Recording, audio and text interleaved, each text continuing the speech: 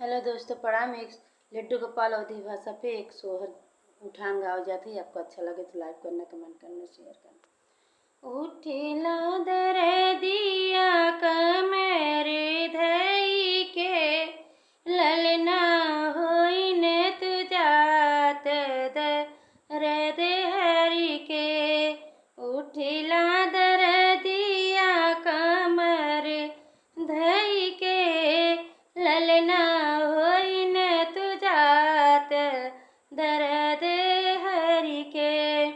सासु आईनी देवता मनन के, सासु आईनी देवता मनन के। बैठन मोरी अम्मा चनन पिढ़ैया, पियरी हम देवै सजन से कही के।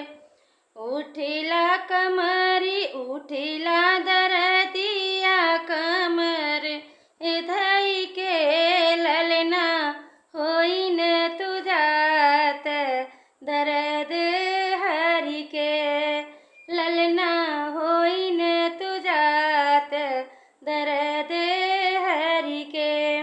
जेठनी आईनी सोठिया खुनन के, चुन बैठन मोरी जेठनी चनन मथियावा।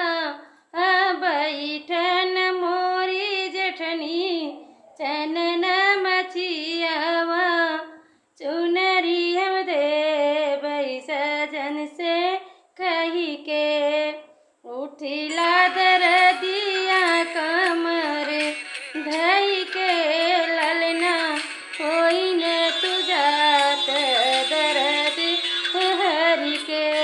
ननदी आईनी सौरी पोतन के, ननदी आईनी सौरी पोतन के।